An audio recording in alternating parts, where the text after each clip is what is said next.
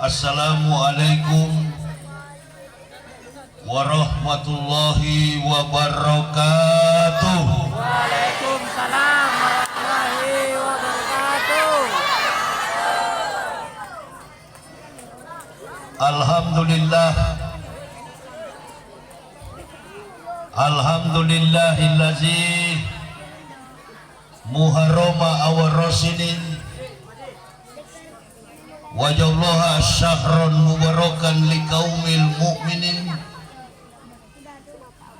Asyhadu an la ilaha illallahul malikul hakul mubin wa asyhadu anna sayyidana Muhammadan abduhu wa rasuluhu shadiqul wadil amin. Tibil qulubi wa da'waiha wa afiyatil abdani wa shifaiha wa nuril absari wa gijaiha wa kutil arwahi wa gijaiha wa ala alihi wa sahbihi wa sallim. Amma ba'd. Faya ibadallah ittaqullah haqqa tuqatih wa la tamutunna illa wa antum muslimun. Faqala Allah Ta'ala fil kitabil azizil karim, a'udzu billahi minasy syaithanir rajim, bismillahirrahmanirrahim. Walau syi'na la ba'asna fi kulli qaryatin nazira. Faqala Nabi sallallahu alaihi wasallam, ihsaru salasa asnafin minan nasi wa hum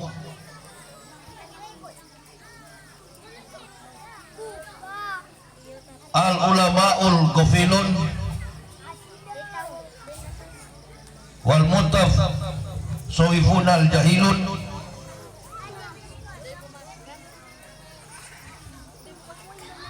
hubud dunya rasukuli hotiat. Ibu bapak rahimakumullah,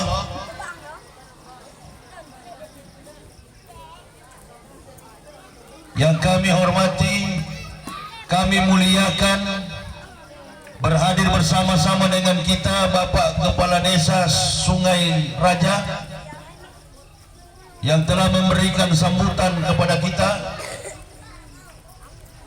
seluruh masyarakat Sungai Raja, Kabupaten Kampar Kiri, Provinsi Riau,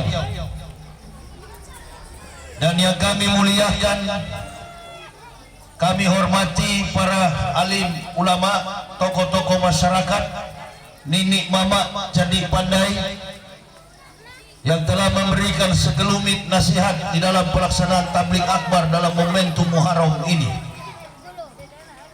Sekilas nasihat-nasihat yang disampaikan oleh tokoh-tokoh masyarakat tidak ada lain tujuannya untuk membangun keimanan Islam kita semua.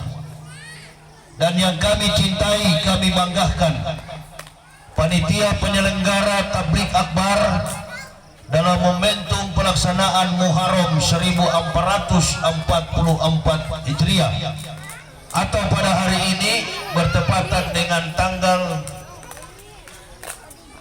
5 Agustus tahun 2022 Miladiah, beserta yang kami banggakan, kami cintai, ma'asyiral muslimin wal muslimah rahimakumullah.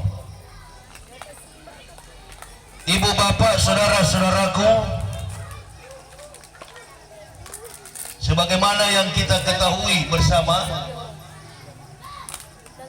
bahwa pelaksanaan Muharram ini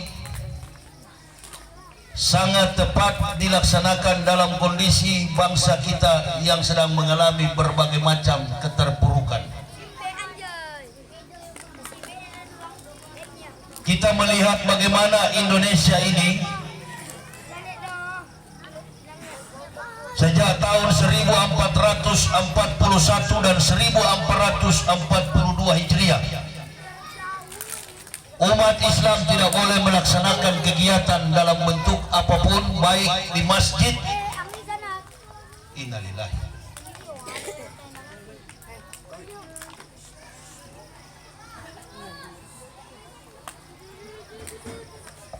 Coba nih anak-anak tolong supaya saya lebih tenang dalam berbicara ya.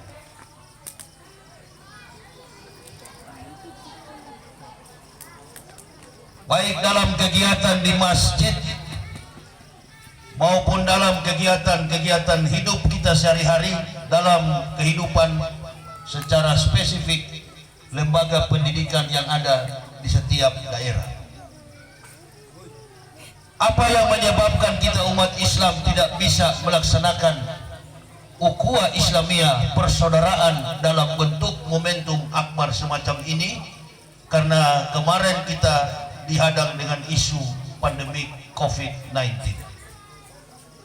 Tahun 1443 Hijriah, Allah Subhanahu wa taala memberikan hidayah kepada pemerintah dan seluruh lapisan masyarakat Indonesia, dan kita boleh melaksanakan tabligh akbar semacam ini. Kita semua tahu bahwa Muharram ini adalah sejarah yang sangat kuat dengan perjalanan kehidupan semua nabi yang diutus oleh Allah Subhanahu wa taala. Termasuk beberapa nabi yang besar di dalam peringatan Ramadan Muharram. Mereka menerima wahyu dari Allah pada bulan Ramadan dan mereka diuji oleh Allah keimanan mereka pada bulan Muharram. Adam alaihissalam meminta ampun dosa-dosanya di bulan Muharram. Nabi Ibrahim dilempar ke dalam lautan api oleh Raja Nebukadnezar di bulan Muharram. Nabi Musa membelah lautan terjadi pada bulan Muharram, dan bulan Muharram ini konteksnya adalah istighfar dan meminta ampun kepada Allah. Kondisi bangsa kita ini semakin hari semakin sulit, apalagi menjelang situasi pemilihan presiden yang akan datang. Banyak sekali orang-orang berambisi untuk menjadi pemimpin bagi negara ini, sementara umat Islam terpuruk dalam perjuangan kehidupan mereka. Tadi saya sempat berbincang-bincang karena ini areal kebun. Ada seorang bapak mengatakan, kita sambil ngopi, Ustadz, di tahun 2007 sulit sekali untuk masuk dari Lipat Kain menuju ke sini. Jalanannya rusak dan tidak ada pendakwa yang sering masuk ke sini. Jangankan yang datang dari Jakarta, dari Pekanbaru, bahkan dari Kabupaten Kampar sekalipun berhitung mereka untuk datang ke tempat ini. Mengapa? Ini yang Nabi katakan, hubud dunia rosukuli khotiat. Cinta kepada dunia adalah akar dari segala kejahatan. Qatwatun fisabilillahi aurohatun khairun minat dunya wa ma fiha. Itulah prinsip kami sekeluarga. Sejak Allah memberikan kepada kami sekeluarga petunjuk untuk memeluk agama Islam, kami tinggalkan kekafiran, kami menuju panggilan rahmatul hidayah. Kami berkeliling Indonesia. Sejak tahun 2006 kami diberi petunjuk, sampai tahun 2022 kami sekeluarga menegakkan Islam dari satu provinsi ke provinsi yang lain. Setiap perjalanan kami menempuh perjalanan dakwah, kami tidak pernah menggunakan pesawat. Kami berkeliling Indonesia dengan mobil pribadi. Bulan yang lalu saya ceramah di satu tempat melewati Sungai Raja, namanya Sungai Sari. Nanti pada tanggal 7 insya Allah di Lubuk Agung. Besok malam di Gemah. Tadi malam saya pergi di satu pulau yang belum merdeka, namanya Koto Lama. Koto Lama ini berbatasan dengan Thailand bagian selatan. Iya Bu, karena saya sekeluarga, istri, anak, jangankan melewati sungai, Tahun 2018 kami pernah melewati lautan dari Natuna 8 jam menuju ke satu pulau yang namanya Midai. Dihantam dengan ombak tingginya sampai 5 meter. Istri anak saya ikat dengan jerigen karena kapal perahu yang kami tumpangi jebol dihantam ombak.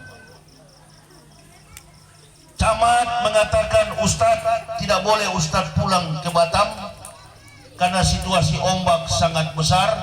Kita harus menunggu kapal dari Pontianak, kapal Pelni. Saya katakan kepada Pak Camat, kepada kepala desa di Midai, saya harus pulang karena saya akan menepati jadwal di Natuna dan Batam. Beliau katakan, tidak ada orang yang berani membawa Ustadz naik perahu karena orang-orang Midai menunggu kapal. Saya katakan, kalau tidak ada yang mau, cari orang Islam yang sudah lupa Al-Fatihah. Cari orang Islam yang sudah tidak sholat-sholat. Cari orang Islam yang sudah tidak aktif di masjid. Biasanya orang kalau sudah kafir begitu berani mati. Orang yang berani mati cuma ada 2 tipe. Kafir di atas kafir, beriman di atas beriman. Orang itu berarti berani mati. Orang yang takut mati separuh kafir, separuh beriman. Betul apa betul? Ini dia. Bahkan yang bikin hancur negara kita ini bukan orang kafir. Orang kafir itu bermain di belakang layar, dia menguatkan finansial. Yang dia sisir, yang dia lakukan, yang dia kendalikan adalah golongan-golongan munafik di dalam Islam. Ini yang membuat umat Islam itu semakin terperosok. Semakin umat Islam terperangkap kepada pemurtadan dan pendangkalan akidah. Ini Sungai Raja ini kan desa yang kecil. Saya dengar dari pembicaraan Pak Imam tadi, Ustadz, ini desa Sungai Raja ini desa yang kecil, tapi di sini sudah mulai ada muncul 3 gereja. Sudah mulai muncul. Coba minta tolong Pak Imam, album saya di sana, album ketinggalan. Ini Bu, sebelum saya menyampaikan selanjutnya, Ibu Bapak ini belum pengalaman. Saya dulunya ini bukan orang yang beragama Islam. Saya dan keluarga ini masuk Islam pada tanggal 11 Oktober tahun 2006. Kami masuk Islam itu bukan karena ikut-ikutan, bukan karena mau kawin. Saya, istri dan 3 orang anak mengucapkan 2 kalimat syahadat karena kami tahu di kafir sana tempatnya adalah neraka. Amin ya Rabbal. Inna atatna lil kafirina salasila wa aklala wa syaira.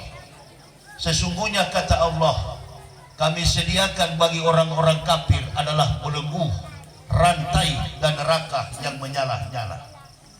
Kami keluar dari agama Kristen dan kami mengucapkan la ilaha illallah Muhammad Rasulullah. Masuk Islam. Bagaimana latar belakang saya? Dari mana saya ini masuk Islam? Insya Allah saya bukan orang Kristen yang biasa.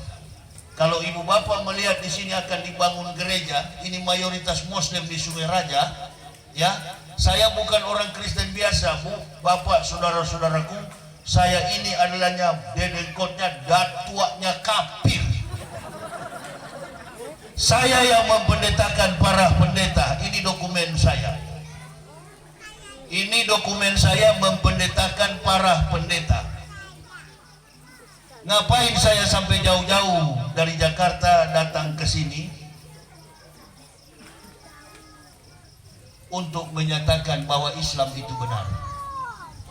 Karena banyak pendakwa-pendakwa lain sudah tidak semangat. Apalagi sekarang ini kalau kita keras, kita ditangkap dan kita dipenjarakan. Saya kebetulan, Bu, baru bebas dari penjara. 5 bulan saya hilang di permukaan karena saya ditangkap. Tidak ada masalah, tidak ada persoalan pidana yang kami lakukan. Kami ditangkap karena kami menegakkan kebenaran Islam. Saya membela Ustadz Abdul Somad karena Ustadz Abdul Somad diserang oleh pendeta-pendeta di Indonesia. Beliau mengatakan di belakang salib sana ada jin. Para pendeta tersinggung dan menyerang Ustadz Abdul Somad. Saya katakan kepada orang kafir, Roh Kudusmu itu adalah Roh Kudis. Kitabmu itu Matius, Markus, Lukas, Yohanes, saya robah Matius, Markus, Lukas, Stefanus, Tetanus, Sebritus, Capticus. Masuklah ambo penjara. 5 bulan ambo disimpan. Orang berpikir kita masuk Islam ini seperti orang keluar dari Islam.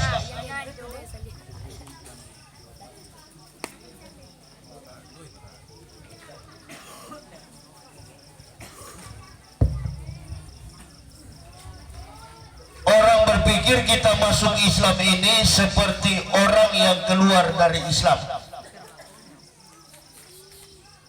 Beberapa bulan yang lalu kita banyak mendengar fitnaan dari seorang yang dari Lombok.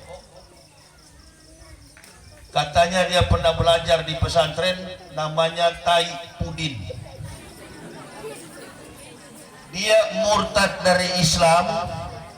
Dia keluar dari Islam dan mengatakan ada 300 ayat di dalam Al-Quran harus dihapus. Ada 300 ayat Al-Quran harus di-delete, di-skip. Saya masuk Islam